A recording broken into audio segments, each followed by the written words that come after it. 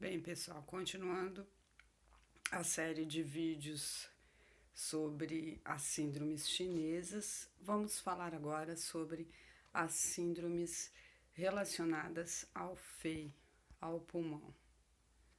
Então, nós vamos ter, antes de mais nada, a principal causa das desarmonias desse órgão. Então, nós vamos ter os fatores patógenos externos, que seria o frio, o vento, o calor, e que se juntam a outros fatores climáticos, como a umidade e a secura, além dos tipos de dieta, as emoções de forma excessiva e o estilo de vida da pessoa, como ela vive, como é a alimentação dessa pessoa, como é a vida dela, se ela tem sedentarismo, se é fumante, se é tabagista. Então, tudo isso influi nas desarmonias que acontecem nos Tsanfu. Os padrões que nós vamos discutir vão ser os padrões de deficiência, que seria a deficiência do Ti do pulmão, a deficiência do Yin do pulmão e ainda a secura do pulmão, e os padrões de excesso, onde você vai ter a invasão do pulmão pelo vento frio, invasão pelo vento calor, vento água, a umidade obstruindo o pulmão, a fleuma-umidade, a mucosidade e fluidos corpóreos obstruindo o pulmão. Esses são os padrões de excesso. Primeiramente, nós vamos ver as síndromes de deficiência. E quais são elas? A primeira é a deficiência do Ti do pulmão. Nesse caso, nós vamos ter sintomas como tosse, dispneia, em alguns casos, expectoração aquosa, a voz vai estar debilitada, esse indivíduo vai ter uma sudorese diurna e a indisposição para falar. E também indisposição para o frio, esse indivíduo vai ter aversão ao frio. A compleição da face vai ser branca e vai ser brilhante, e o pulso ele vai se encontrar deficiente ou vazio. O princípio de tratamento dessa síndrome vai ser tonificar o Ti do pulmão e aquecer o Yang. Os principais pontos que nós vamos utilizar é o P9, o P7, o R6, o Bexiga 13 e o VG12. Nesse caso, nós vamos tonificar a terra para que ela possa nutrir o metal. Também podemos utilizar para tonificar esse Ti a utilização da moxa para fazer esse aquecimento do Yang. Então, a principal doença relacionada à deficiência do Ti do pulmão é a asma brônquica, que é uma doença que é infecciosa, pode ser infecciosa ou apenas ser uma doença alérgena, que pode apresentar como principal característica, o fechamento dos brônquios, como vocês estão vendo na figura. Então, 80% dos asmáticos, de 30% a 80%, eles vão apresentar um quadro de rinite. E também vai ser característico no paciente que tem asma brônquica se relacionar com a fase sazonal. Por exemplo, no outono e na primavera é onde ocorre a maior exacerbação desse distúrbio. A classificação da asma são de dois tipos: a asma extrínseca e a asma criptogênica ou intrínseca. A asma extrínseca, gente, é aquela asma decorrente lá da infância e que tem causa hereditária, enquanto que a asma criptogênica, ela não tem causa conhecida e aparece na fase adulta. Tem uma certa resistência aos medicamentos, como corticoide, principalmente corticoides e broncodilatadores, e aparece como principal sintoma a tosse, a falta de ar, a dispneia, e a sibilância com pouca expectoração.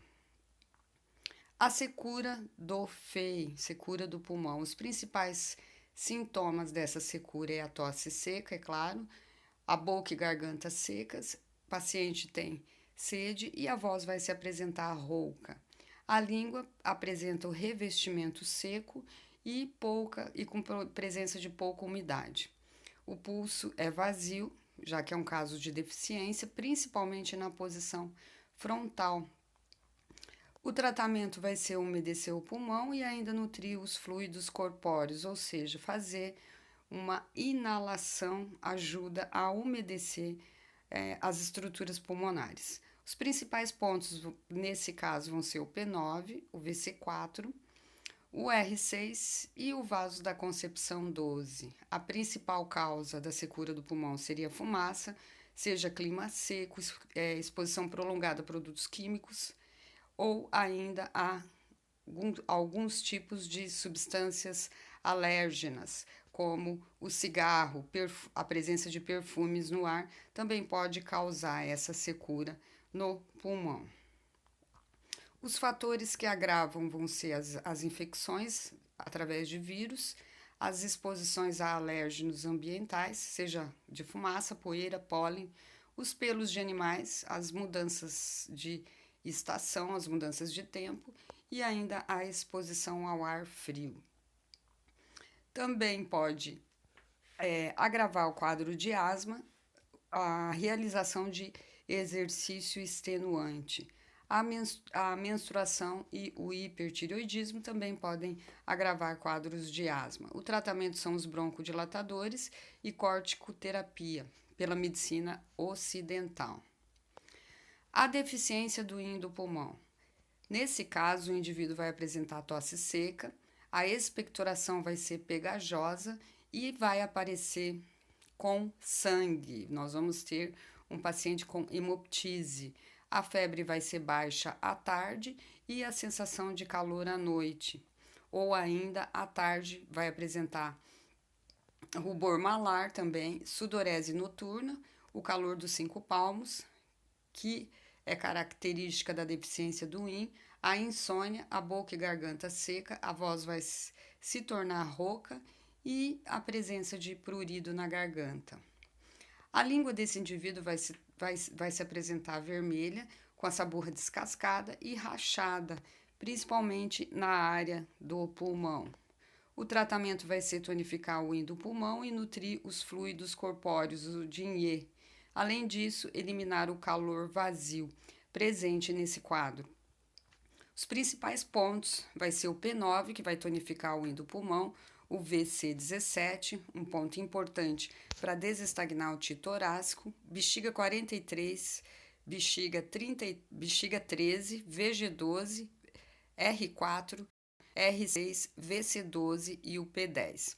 Os pontos relacionados ao rim vão desobstruir a função de dispersão desse Ti para o baço pâncreas. A tuberculose, gente, é a doença relacionada à deficiência do rim do pulmão. Então, é uma doença infecciosa ocasionada pelo bacilo de Koch, é uma doença transmissível, sendo que para ser detectada é necessária a baciloscopia, ainda exames de imagem e cultura de micobactéria.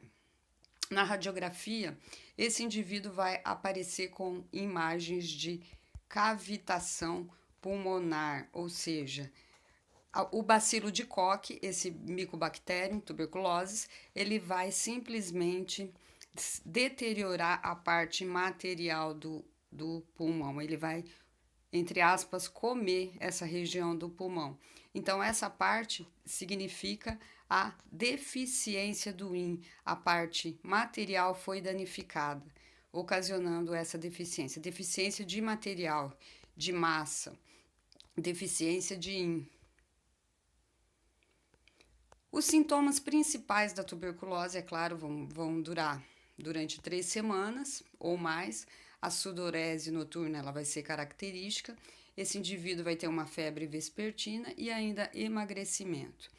A transmissão é pelas gotículas, que vai ser eliminada pelos bacilos, e também através dos utensílios pessoais. E é claro, como ela é extremamente transmissível, pode ser transmitida pelo ar também. Aí depende também, gente, do sistema imunológico do indivíduo, como ele está, para que ela ocorra. Se estiver muito baixo, o Mycobacterium vai ter um meio facinho para se introduzir no organismo. O tratamento ocidental vai durar 6 meses, sendo que o paciente deve seguir basicamente, uma terapia medicamentosa durante esses 6 meses. As síndromes de excesso a gente vai ver no próximo vídeo, gente. Aqui termina as deficiências e as síndromes de excesso veremos no vídeo posterior a esse.